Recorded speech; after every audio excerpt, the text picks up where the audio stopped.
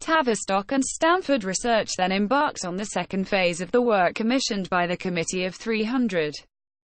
This new phase turned up the heat for social change in America. As quickly as the Beatles had appeared on the American scene, so too did the Beat Generation, trigger words designed to separate and fragment society. The media now focused its attention on the Beat Generation. Other Tavistock-coined words came seemingly out of nowhere. Beatniks, hippies, flower children, became part of the vocabulary of America. It became popular to drop out, and wear dirty jeans, go about with long unwashed hair. The Beat Generation cut itself off from mainstream America. They became just as infamous as the cleaner Beatles before them. The newly created group and its lifestyle swept millions of young Americans into the cult. American youth underwent a radical revolution without ever being aware of it, while the older generation stood by helplessly, unable to identify the source of the crisis, and thus reacting in a maladaptive manner against its manifestation, which were drugs of all types, marijuana, and later lysergic acid, LSD, so conveniently provided for them by the Swiss pharmaceutical company, Sandoz, following the discovery by one of its chemists, Albert Hofmann, how to make synthetic ergotamine, a powerful mind-altering drug. The Committee of 300 financed the project through one of their banks, S.C. Warburg, and the drug was carried to America by the philosopher, Aldous Huxley. The new wonder drug was promptly distributed in sample-size packages, handed out free of charge on college campuses across the United States and at rock concerts, which became the leading vehicle for proliferating the use of drugs. The question that cries out for an answer is, what was the Drug Enforcement Agency, D, doing at the time? There is compelling circumstantial evidence that would appear to indicate that the D knew what was going on but was ordered not to take any action. With very substantial numbers of new British rock bands arriving in the U.S., rock concerts began to become a fixture on the social calendar of American youth. In tandem with these concerts, the use of drugs among the youth rose in proportion. The devilish bedlam of discordant heavy beat sounds numbed the minds of listeners so that they were easily persuaded to try the new drug on the basis that everybody is doing it. Peer pressure is a very strong weapon. The new culture received maximum coverage from the jackal media, which cost the conspirators not one single thin dime. Great anger was felt by a number of civic leaders and churchmen over the new cult, but their energies were misdirected against the result of what was going on and not against the cause. Critics of the rock cult made the same mistakes that had been made in the Prohibition era. They criticized law enforcement agencies, teachers, parents, anybody but the conspirators. Because of the anger and resentment I feel toward the great drug plague, I make no apology for using language which is not customary for me to use. One of the worst drug slobs ever to walk the streets of America was Allen Ginsberg. This Ginsberg pushed the use of LSD through advertising which cost him nothing, although under normal circumstances it would have cost millions of dollars in TV advertising revenues. This free advertising for drugs, and LSD in particular, reached a new high in the late 1960s, thanks to the ever-willing cooperation of the media. The effect of Ginsberg's misadvertising campaign was devastating. The American public was subjected to one cultural future shock after another in rapid succession. We became overexposed and overstimulated and, again, may I remind you that this is Tavistock jargon, lifted from the Tavistock training manual, overwhelmed by its new development, and, when we reached that point, our minds began to lapse into apathy. It was just too much to cope with. That is to say, long-range penetration had taken hold of us. Ginsberg claimed to be a poet, but no greater rubbish was ever written by anyone who ever aspired to becoming a poet.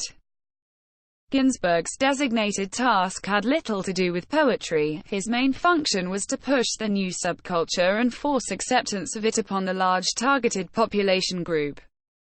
To assist him in his task, Ginsberg coopted the services of Norman Mailer, a writer of sorts who had spent some time in a mental institution.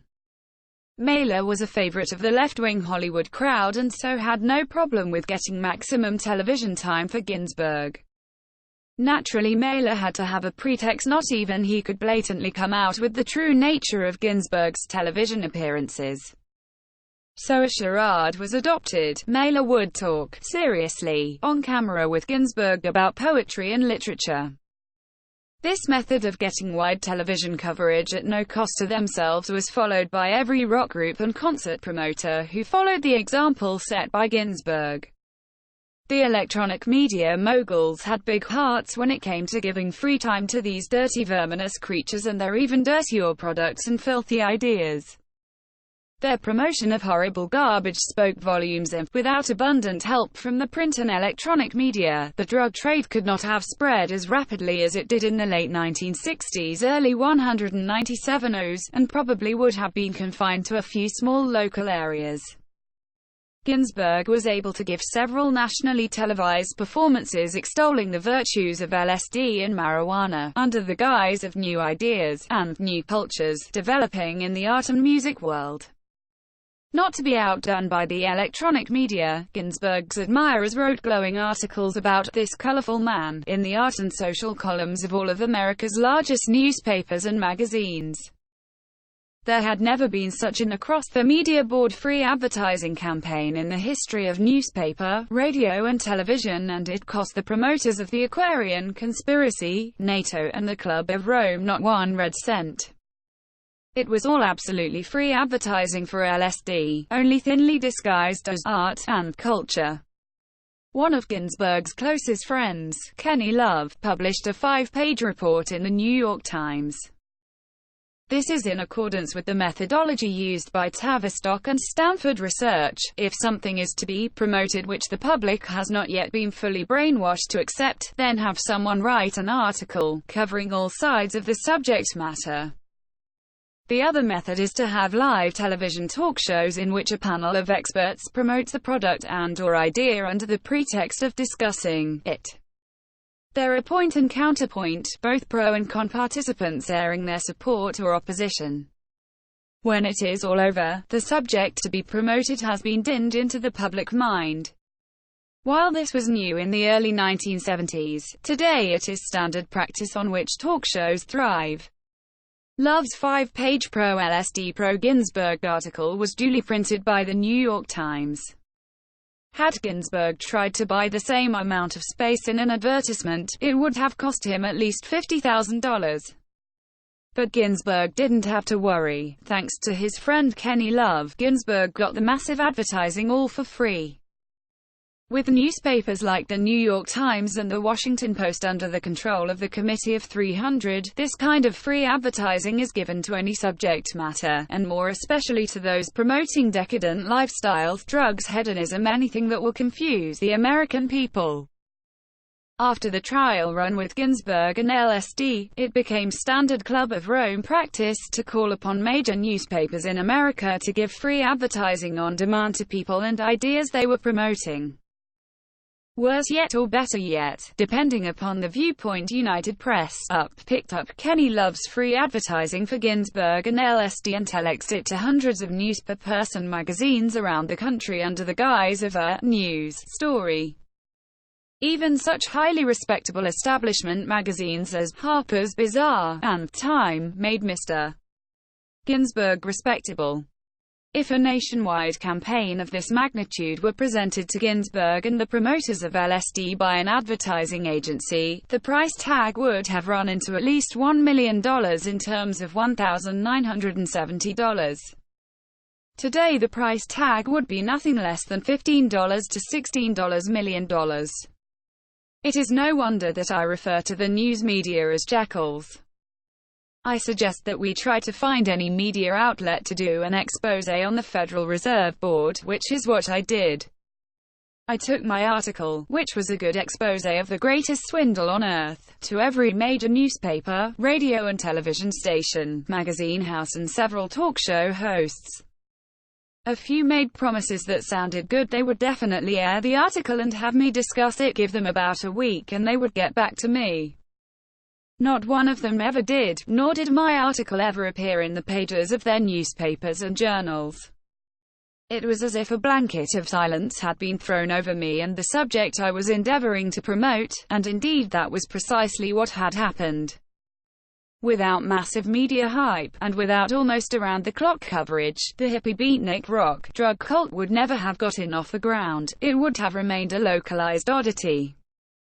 The Beatles, with their twanging guitars, silly expressions, drug language and weird clothes, would not have amounted to a hill of beans. Instead, because the Beatles were given saturation coverage by the media, the United States has suffered one cultural shock after another. The men buried in the think tanks and research institutions, whose names and faces are still not known to but a few people, made sure that the press played its part. Conversely, the media's important role in not exposing the power behind the future cultural shocks made certain that the source of the crisis was never identified. Thus was our society driven mad through psychological shocks and stress. Driven mad is taken from Tavistock's training manual.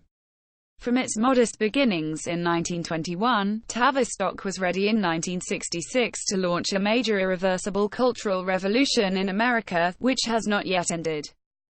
The Aquarian conspiracy is part of it. Thus softened up, our nation was now deemed ripe for the introduction of drugs which was to rival the Prohibition era in scope and the huge amounts of money to be made. This too was an integral part of the Aquarian conspiracy. The proliferation of drug usage was one of the subjects under study at the Science Policy Research Unit (SPRU) at Tavistock's Sussex University facility. It was known as the Future Shocks Center, a title given to so-called future-oriented psychology designed to manipulate whole population groups to induce future shocks. It was the first of several such institutions set up by Tavistock. Future shocks is described as a series of events which come so fast that the human brain cannot absorb the information. As I said earlier, science has shown that there are clearly marked limits to the amount of changes and the nature of them that the mind can deal with. After continuous shocks, the large targeted population group discovers that it does not want to make choices anymore. Apathy takes over, often preceded by mindless violence, such as is characteristic of the Los Angeles street gangs, serial killers, rapists and child kidnappers. Such a group becomes easy to control and will docilely follow orders without rebelling, which is the object of the exercise. Future shocks, says SPRU, is defined as physical and psychological distress arising from the excess load on the decision-making mechanism of the human mind. That is Tavistock jargon lifted straight from Tavistock manuals which they don't know I have. Just as an overloaded electrical circuit will activate a trip switch, so do humans trip out, which is a syndrome that medical science is only now beginning to understand, although John Rawlings Rees conducted experiments in this field as far back as the 1920s. As can be appreciated, such a targeted group is ready to trip out and take to drugs as a means of escape from the pressures of so many choices having to be made. This is how drug usage was spread so rapidly through America's Beat Generation. What started with the Beatles and sample packages of LSD has grown into a flood tide of drug usage which is swamping America. The drug trade is controlled by the Committee of 300 from the top down. The drug trade started with the British East India Company and was closely followed by the Dutch East India Company. Both were controlled by a Council of 300. The list of names of members and stockholders of the BEIC read like something out of Debrett's Peerage. BEIC established the China Inland Mission, whose job it was to get the Chinese peasants, or coolies, as they were called, addicted to opium. This created the market for opium which the BEIC then filled. In much the same way the Committee of 300 used the Beatles to popularize social drugs with the youth of America and the Hollywood in crowd. Ed Sullivan was sent to England to become acquainted with the first Tavistock Institute rock group to hit the shores of the United States. Sullivan then returned to the United States to draft the strategy for the electronic media on how to package and sell the group. Without the full cooperation of the electronic media and Ed Sullivan, in particular, the Beatles and their music would have died on the vine. Instead, our national life and the character of the United States was forever changed. Now that we know, it is all too clear how successful the Beatles' campaign to proliferate the use of drugs became. The fact that the Beatles had their music and lyrics written for them by Theo Adorno was concealed from public view. The prime function to the Beatles was to be discovered by teenagers, who were then subjected to a non-stop barrage of Beatle music, until they became convinced that they liked the sound and adopted it, along with all that accompanied it. The Liverpool group performed up to expectations, and with a little help from their friends, i.e. illegal substances we call drugs, created a whole new class to young Americans in the precise mold ordained by the Tavistock Institute. Tavistock had created a highly visible, new type to act as their drug runners. The China Inland Mission, Christian missionaries, would not have fitted in with the 1960s. New type is social science scientist jargon. What it meant was that the Beatles created new social patterns, first and foremost being to normalize and popularize the use of drugs. New tastes in clothes and hairstyles which really distinguished them from the older generation, as was intended by Tavistock. It is important to note the deliberate fragmentation-inducing language used by Tavistock. The teenagers never once dreamed that all the different things they aspired to were the product of older scientists working in think tanks in England and Stanford Research. How mortified they would have been if they had discovered that most of their cool habits and expressions were deliberately created for their use by a group of older social science scientists. The role of the media was, and remains, very important in promoting the use of drugs on a nationwide scale. When coverage of the street warfare gangs was abruptly terminated by the media, they became burned out. As a social phenomena, the new age of drugs followed. The media has always served as a catalyst and has always pushed new causes, and now media attention was focused on drug usage and its supporters, the Beat Generation, yet another phrase fashioned at Tavistock, in its determined efforts to bring about social changes in the United States. Drug usage now became an accepted part of everyday life in America. This Tavistock-designed program took in millions of American youth, and the older generation began to believe that America was undergoing a natural social revolution, failing all the while to realize that what was happening to their children was not a spontaneous movement, but a highly artificial creation designed to force changes in America's social and political life. The descendants of the British East India Company were delighted with the success of their drug-pushing program. Their disciples became adept in the use of lysergic acid, LSD, so conveniently made available by patrons of the drug trade like Aldous Huxley, courtesy of the highly respected Sandoz Company of Switzerland and financed by the Great Warburg banking dynasty. The new wonder drug was promptly distributed at all rock concerts and on college campuses in free sample packages. The question that begs to be asked is, what was the FBI doing while all this was going on? The purpose of the Beatles had become abundantly clear.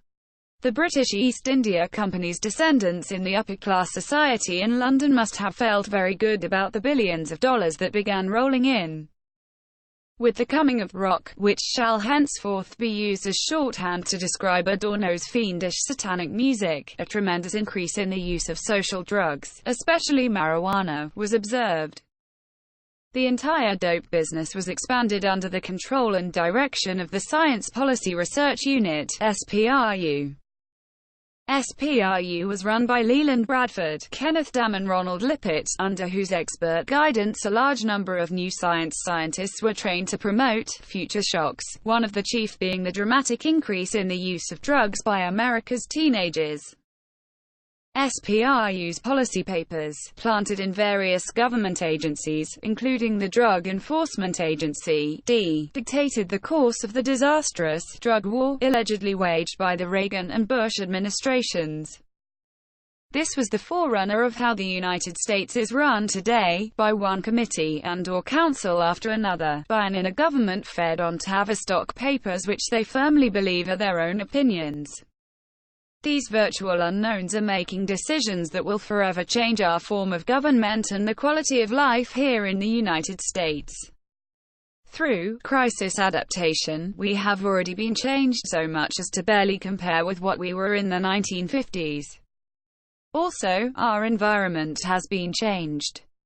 There is much talk about environment these days while it mostly refers to green surroundings, pure rivers, and fresh air, there is another, equally important environment, namely, the drug environment. The environment of our lifestyle has become polluted, our thinking has become polluted. Our ability to control our destiny has become polluted.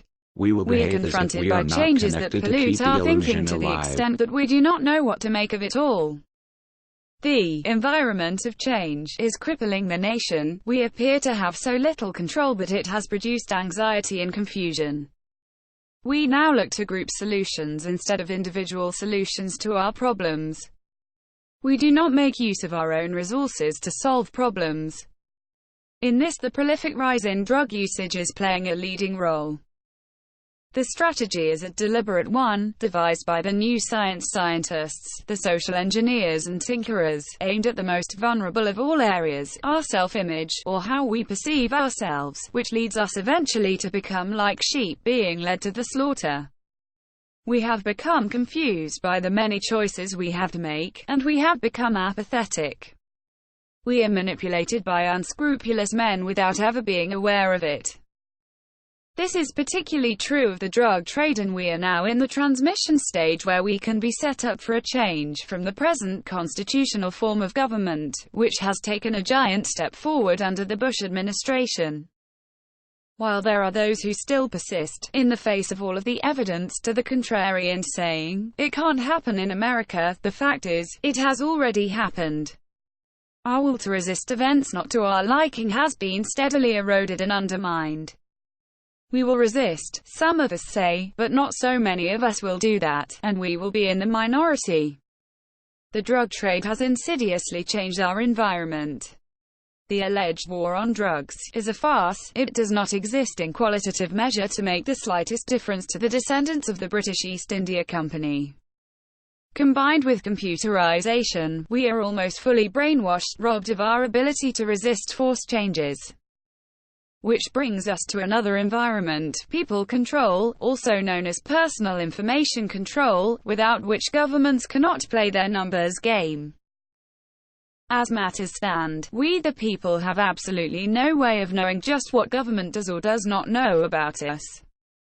Government computer files are not subject to scrutiny by the public at large.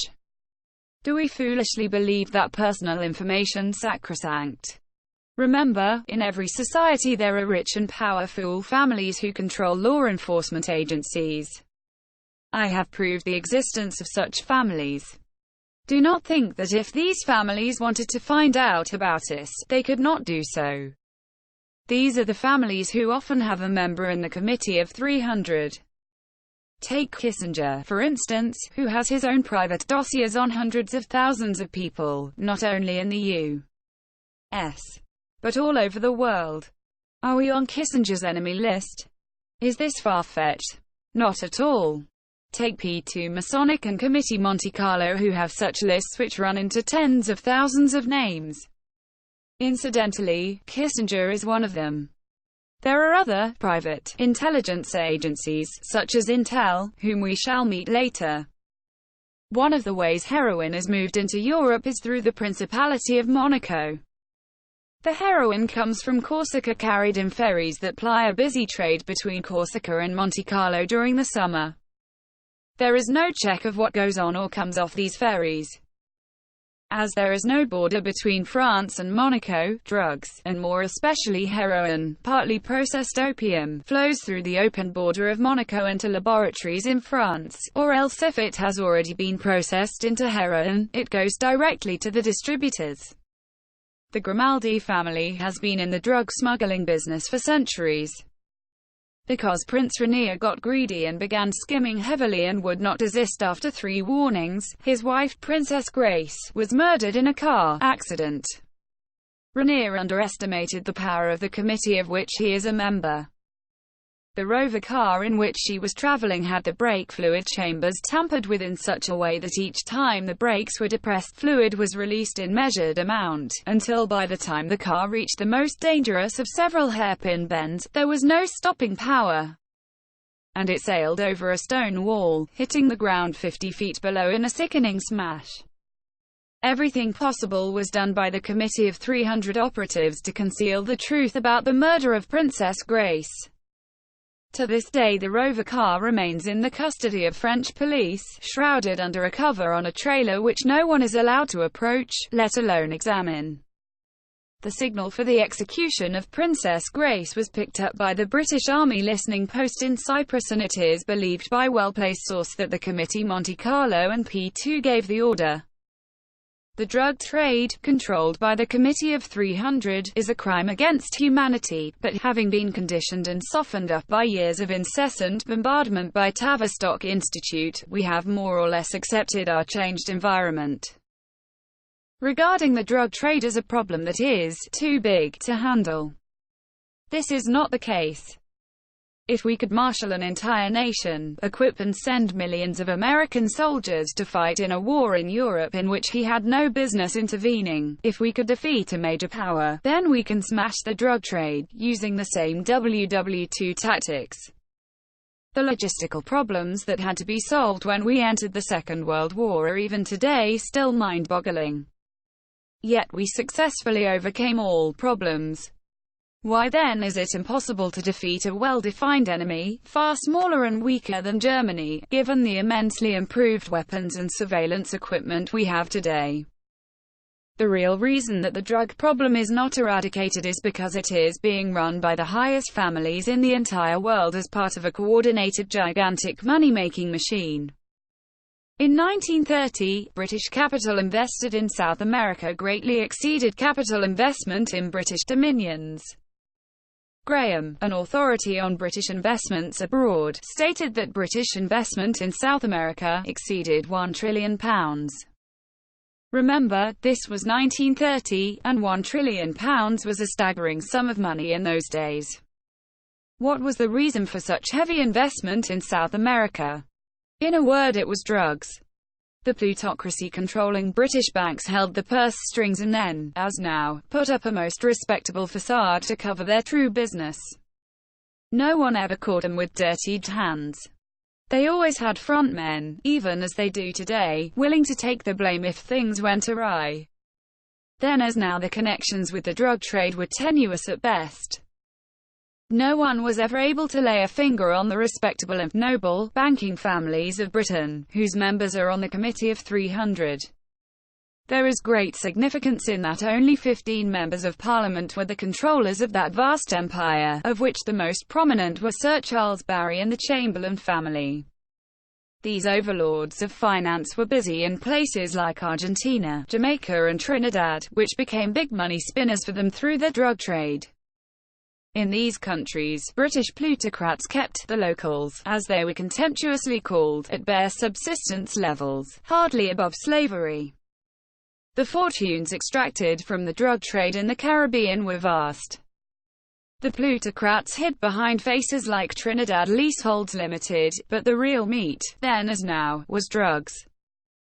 This is true of today, where we find that Jamaica's gross national product, GNP, is made up almost entirely of sales of ganja, a very potent form of marijuana.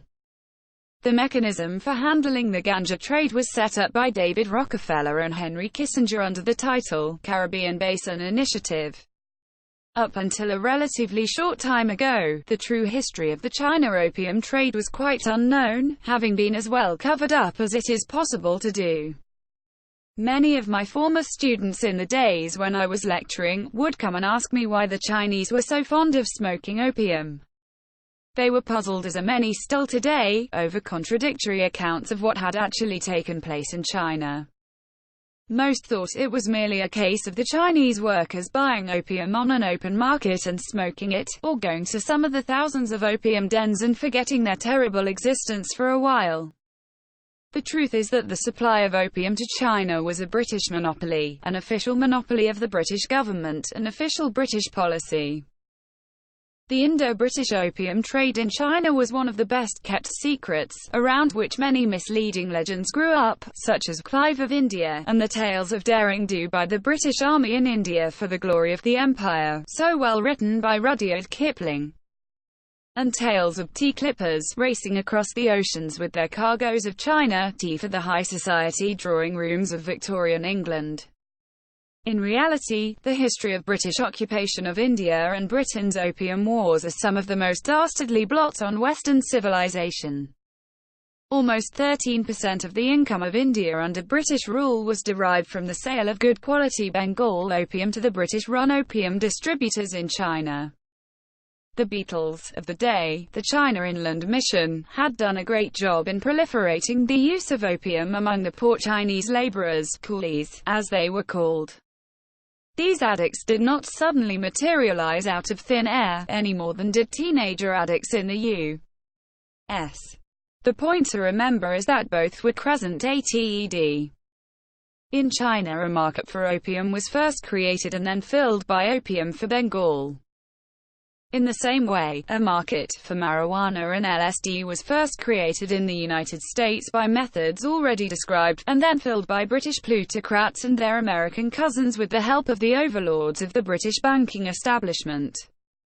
The lucrative drug trade is one of the worst examples of making money out of human misery, the other being the legal drug trade run by the pharmaceutical drug houses under Rockefeller ownership, in the U.S. for the most part, but with substantial companies operating in Switzerland, France and Britain and fully backed by the American Medical Association, AMA. The dirty dope transactions and the money it generates flows through the City of London, together with Hong Kong, Dubai and latterly, Lebanon, thanks to the invasion of that country by Israel. There will be those who doubt this statement. Look at this business columns of the Financial Times, they will tell us. Don't tell me that this is all related to drug money. Of course it is, but don't imagine for 1 minute that the noble lords and ladies of England are going to advertise the fact. Remember the British East India Company. Officially, its business was trading in tea. The London Times never dared tell the British public that it was impossible to make vast profits from tea, nor did the illustrious paper even hint at a trade in opium being plied by those who spent their time in London's fashionable clubs or playing a chukker of polo at the Royal Windsor Club. Or that the gentlemen officers who went out to India in the service of the empire were financed solely by the enormous income derived from the misery of the millions of Chinese coolies addicted to opium. The trade was conducted by the illustrious British East India Company, whose meddling in political, religious and economic affairs of the United States has cost us very dearly for over 200 years. The 300 members of the British East India Company's board were a cut above the common herd. They were so mighty, as Lord Bertrand Russell once observed, they could even give God advice when he had trouble in heaven. Nor should we imagine that anything has changed in the intervening years. Exactly the same attitude prevails today among members of the Committee of 300, which is why they often refer to themselves as the Olympians.